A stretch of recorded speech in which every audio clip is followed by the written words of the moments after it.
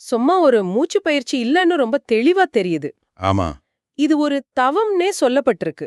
ஆனா எனக்கு ரொம்ப ஆச்சரியமா இருந்தது என்னன்னா, இந்த குறிப்புகள் வாசி யோகத்தோட நன்மைகள பத்தி பேசுறத விட, யார் இத செய்யவே கூடாதுன்னு சொல்றதுல தான் அதிக கவனம் செலுத்துது. ஒரு மாதிரி எச்சரிக்கை மணி அடிக்கிற மாரி இருக்கு. ஆமா. அதுதான் இதுல இருக்கிற ஒரு சுவாரஸ்யமே. பொதுவா இந்த மாதிரி விஷயங்கள்ல இத செஞ்சா என்னென்ன நல்லது நடக்கும்னு ஒரு பெரிய பட்டியலே கொடுப்பாங்க. ஆனா உங்க ஆதாரம் ஒரு படி மேல போய் ஒரு நிமிஷம் நில்லுங்க. இத ஆரம்பிக்கிறதுக்கு முன்னாடி உங்களுக்கு தகுதி இருக்கான்னு முதல்ல பாருங்கன்னு சொல்லுது. சரி. நம்மளோட சின்னிக்க அலசல் அந்த தகுதி ஏன் இவ்ளோ முக்கியம், அதுவும் குறிப்பா உடல் தூய்மை ஏன் இவ்ளோ கட்டாயம்னு புரிஞ்சுக்கிறது தான். ஏன் சிலருக்கு இந்த பயிற்சி உயிருக்கே ஆபத்தானதுன்னு கூட எச்சரிக்கப்படுது. அத ஆழமா பார்க்கலாம். சரி, அப்போ அந்த முதல் மிக கடுமையான எச்சரிக்கையிலேருந்தே ஆரம்பிக்கலாம். புகை, மது, போதைப் பொருள் பழக்கம் இருக்கிறவங்கள உங்க குறிப்புகள் நேரடியாவே சுட்டிக்காட்டுது. ம். அவங்களோட நுரையீரல் அதோட இயல்பான மென்மை தன்மையை இழந்து ஒரு காய்ந்த கல் மாதிரி இறுகி போயிருக்குன்னு ஒரு ஒரு பயங்கரமான உருவகத்தை பயன்படுத்துது. கேட்கும்போதே ஒரு மாதிரி இருக்கு. இது வெறும் கவிதைக்காக சொல்லப்பட்டதா இல்ல இதுக்கு பின்னாடி ஏதாவது உடலியல் காரணம் இருக்கா? இல்ல, இது வெறும் கவிலி நயம் கிடையாது. இது ஒரு மிக துல்லியமான உடலியல் உருவகம். ஒரு ஆரோக்கியமான நுரையீரல் எப்படி இருக்கும்னா, ஒரு பஞ்சு மிட்டாய் மாதிரி, இல்லைன்னா ஒரு கடல் பஞ்சு மாதிரி ரொம்ப மென்மையா காத்த உள்ள இழுத்து விரிஞ்சு கொடுக்கிற தன்மையோட இருக்கும். சரி.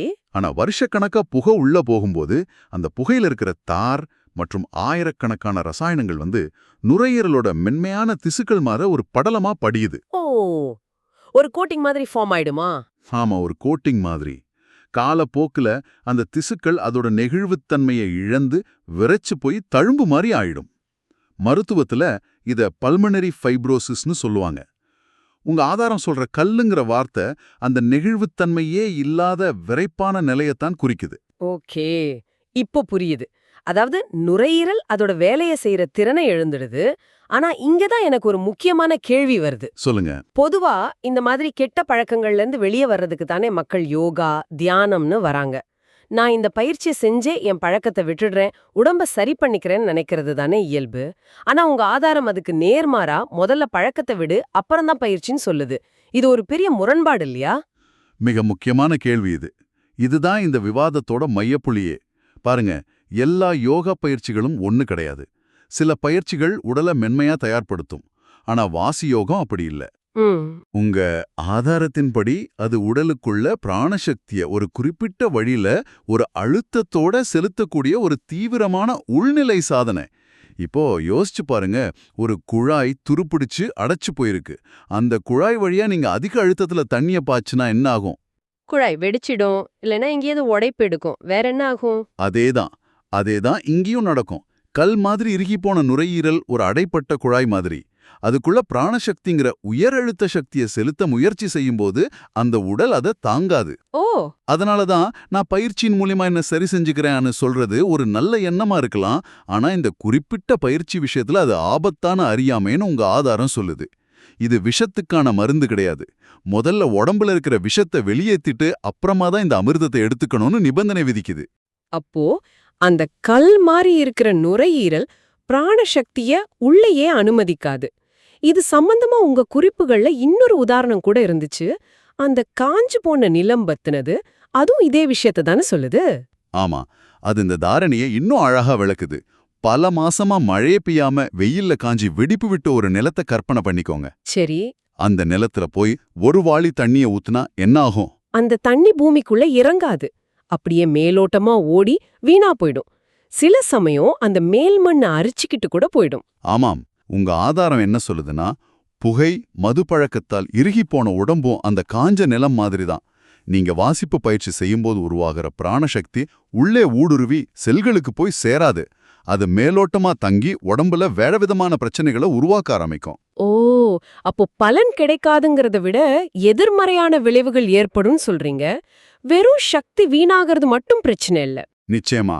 அந்த காய்ந்த நிலம் உதாரணத்துல தண்ணி மேல் மண்ண அரிக்குது இல்லையா? ஆமா. அது மாதிரி தவறான இடத்துல தேங்குற சக்தி உடலோட சமநிலையை குலைக்கும். ஒருவேளை அது ரத்த அழுத்தத்தை அதிகப்படுத்தலாம், இல்லனா நரம்பு மண்டலத்துல ஒரு விதமான பதற்றத்தை உருவாக்கலாம். உடல் ஒரு வளமான ஈரமான நிலமா இருக்கணும். அப்பதான் பிராணசக்திங்கிற விதை உள்ளே போய் முளைச்சு மரமாகும். காய்ந்த நிலத்துல விதைய போட்டா அது கருகி போயிடும். இதுல சித்தர்களோட பார்வை ரொம்ப தெளிவா இருக்கு. அவங்க உடலை ஒரு கருவியா பார்த்தாங்க. ஒரு கருவி மாதிரி. ஆமா, ஒரு இசை கருவியை முதல்ல சுருதி சேர்க்கணும், அப்புறம்தான் வாசிக்கணும். சுருதி இல்லாத கருவியை வாசிச்சா அபஸ்வரம் தான் வரும். இங்க உடல் சுத்திங்கிறது தான் சுருதி சேர்க்கிறது. சரி, இப்போ விஷயத்தோட தீவிரமான பகுதிக்கு வரோம்.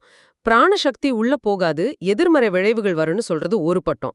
ஆனா உங்க ஆதாரம் அதையும் தாண்டி வெடிச்சு சிதறும் ஆபாயம்னு ஒரு வார்த்தையை பயன்படுத்துது. ஹம். இது நிஜமாவே உடலுக்குள்ள ஏதோ வெடிக்கிற மாதிரி நடக்குமா, இல்ல இது ஒரு மிகைப்படுத்தப்பட்ட உருவகமா? என கேக்குறதுக்கே ரொம்ப பயமா இருக்கு. இது ஒரு நல்ல கேள்வி. வெடித்து சிதறும்புறது ஒரு நேரடியான வெடிகுண்டு வெடிக்கிற மாதிரி இருக்காது. ஆனா அதோட விளைவுகளுக்கு இணையான பாதிப்பை உடல்ல ஏற்படுத்தும்னு புரிஞ்சுக்கணும். எப்படி? யோசிச்சு பாருங்க, நம்ம உடம்புக்குள்ள லட்சக்கணக்கான கிலோமீட்டர் நீளத்துக்கு ரத்த குழாய்கள் இருக்கு. அதுல சிலது தலைமுடி மாதிரி ரொம்ப மெல்லிசா இருக்கும். கல்லு மாதிரி இறுகி போன நுரையீரல்ல பிராணசக்தியை அதிக அழுத்தத்தோட திணிக்கும் போது அந்த அழுத்தம் எங்கேயாவது ஒரு பலவீனமான இடத்தை தாக்கும். ஓ, ஒருவேளை மூளையில இருக்கிற ஒரு மெல்லிய ரத்த குழாய் வெடிக்கலாம். அதுக்கு பேர் தான் ஆனியூரிசம். இல்லனா இதயத்துக்கு போற ரத்த குழாய்கள்ல பாதிப்பு ஏற்படலாம். இந்த மாதிரி ஒரு உள் ரத்த கசிவையோ அல்லது நரம்பு மண்டலத்துல ஏற்படுற ஒரு பெரிய அதிர்ச்சியோ தான் உங்க ஆதாரம் வெடித்து சிதறும்னு ஒரு எச்சரிக்கை மொழியில சொல்லுது. அதனாலதான் நான் இந்த பயிற்சியின் மூலமே நன்னை சரி செய்து கொள்கிறேன்னு நினைக்கிறது தற்கொலைக்கு சமம்னு அவ்ளோ கடுமையா சொல்லியிருக்காங்க. அந்த வார்த்தை ரொம்ப அதிர்ச்சியா இருந்துச்சு. அதாவது நல்லது செய்ய போய் உயிருக்கே ஆபத்து விலை கொடுத்து வாங்குற மாதிரி. மிகச்சரியா சொன்னீங்க. இதுல இருக்கிற தத்துவமே அதுதான். வரிசை முறை, த சீக்வன்ஸ் இஸ் எவ்ரிதிங். எதை முதலில் செய்யணும், எதை அடுத்து செய்யணுங்கிறதுல தெளிவு இல்லைன்னா அமிர்தம் கூட விஷமா மாறிடும். முதல்ல செய்ய வேண்டியது சுத்திகரிப்பு, அதுக்கப்புறம் தான் சக்தியை ஏத்துறது. சரி, இந்த வரிசையை மாத்தி செய்ய முயற்சி பண்றது தான் தற்கொலைக்கு சமமான செயல்னு அந்த ஆதாரம் சொல்லுது. இது ஒரு வகையில சித்தர்கள் சொன்ன விஷயங்களை இன்னைக்கு காலத்துக்கு புரியுற மாதிரி ஒரு அறிவியல் பார்வையோட விளக்குற முயற்சி தான். ஆமா, ஒரு மாதிரி நான் புதுசா எதையும் சொல்லல, சித்தர்கள் சொன்ன அதே விஷயத்தை தான் சயின்ஸ் படி எனக்கு புரிஞ்ச மொழியில சொல்றேன்னு அந்த ஆதாரத்தோட ஆசிரியர் சொல்ற மாதிரி இருக்கு. அப்போ இதுக்கு வழியே கிடையாதா? ஒருத்தர் பல வருஷமா புகைப்பிடிச்சு இப்போ திருந்தி இந்த பயிற்சியை செய்யணும்னு ஆசைப்பட்டா அவரோட கதை முடிஞ்சதுதானா? அவரால வாசயோகம் செய்யவே முடியாதா? இது கொஞ்சம் நம்பிக்கையற்ற நிலை மாதிரி தெரியுதே. இல்ல, நல்ல வேளையா உங்க ஆதாரம் அங்க கதவை மூடல. அது ஒரு நம்பிக்கையான தீர்வையும் சொல்லுது. நம்ம உடம்புக்கு இருக்கிற ஒரு அற்புதமான சக்தியை பத்தி பேசுது. தன்னைத்தானே சரி செய்து கொள்ளும் சக்தி, the self healing mechanism. Self healing. ஆமா, நம்ம உடம்பு ஒரு மகா சக்தி வாய்ந்த தொழிற்சாலை மாதிரி. அதுக்குள்ள போன நச்சை எப்படி வெளியேற்றணும்னு அதுக்கு தெரியும்.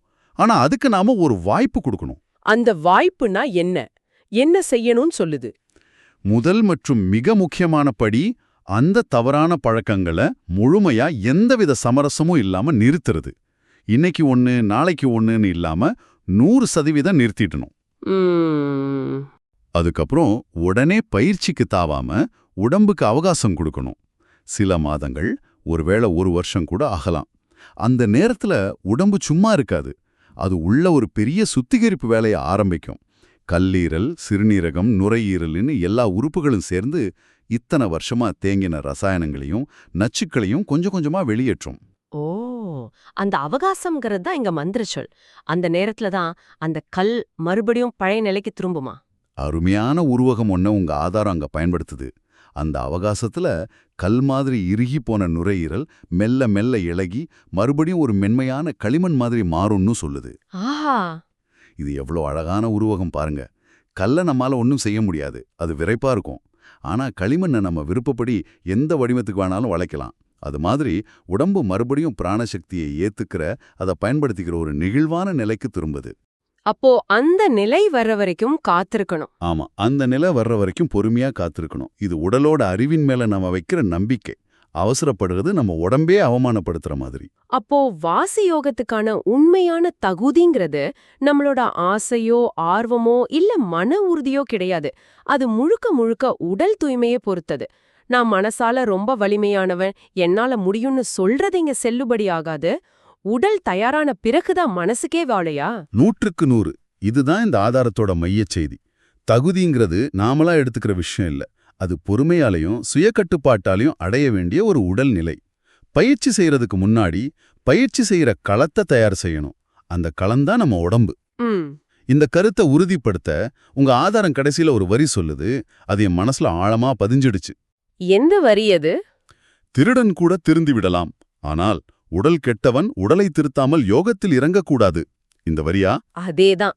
இது எவ்வளவு ஆழமான வரி பாருங்க. ஒரு திருடன் அவன் மனச மாத்திக்கிட்டா அடுத்த கணமே அவன் நல்லவனா மாறிடலாம். அது ஒரு மனமாற்றம். ஆனா உடலுக்கு ஏற்பட்ட சேதத்தை அப்படி ஒரே நொடியில சரி பண்ண முடியாது. உண்மைதான். வருஷக்கணக்கா உடம்புக்குள்ள போன நச்சு உடனே வெளியேறாது. உடலோட விதிகள் வேற, மனசோட விதிகள் வேற. உடல் காலத்தோட கட்டுப்பாட்டுல இயங்குது. அந்த உயிரியல் நேரத்தை நாம மதிக்கணும். மனசோட வேகத்துக்கு உடலை வற்புறுத்தக் கூடாதுங்கிற ஒரு பெரிய தத்துவத்தையே இந்த ஒரு வரி சொல்லுது. சுருக்கமா சொல்லணும்னா, வாசியோகம் ஒரு விளையாட்டு இல்ல, அது ஒரு தீவிரமான தவம். அதுக்கு முதல் தகுதியே புகை மாதிரி பழக்கங்களால ஏற்பட்ட பாதிப்புகள் இல்லாத ஒரு சுத்தமான உடம்பு தான். இந்த பயணம் மூச்சில ஆரம்பிக்கல, அது உடல் சுத்தத்துல தான் ஆரம்பிக்குது. இதுதான் இந்த அலசலோட முக்கியமான சாராம்சம்னு நினைக்கிறேன். நிச்சயமா. இறுதியா உங்களுக்காக ஒரு சிந்தனை. ஒரு சக்தி வாய்ந்த உள்ளாற்றலை கையாள முதல்ல நம்மளோட பௌதிக உடலை ஒரு திடமான சுத்தமான பாத்திரமா தயார் செய்யணும்னு இந்த ஆதாரம் ரொம்ப தெளிவா சொல்லுது. சரி. இப்போ இதை உங்க வாழ்க்கையோட மற்ற பகுதிகளுக்கு பொருத்தி பாருங்க. சரியான அடித்தளத்தை அமைக்காம, சரியான தகுதியை வளர்த்துக்காம, ஒரு பெரிய இலக்கையோ ஒரு சக்தி வாய்ந்த கருவியையோ நீங்க கையாள முயற்சி பண்றீங்களா? அது ஒரு பெரிய பதவியா இருக்கலாம், ஒரு சிக்கலான உறவா இருக்கலாம், இல்ல ஒரு முக்கியமான பொறுப்பா இருக்கலாம். உண்மையான வெற்றியை அடையறதுக்கு முன்னாடி உங்களுக்கு எந்த விதமான உள் சுத்தி அல்லது அகத் தூய்மை தேவைப்படலாம். இதை ஒரு நிமிஷம் சிந்திச்சு பாருங்க.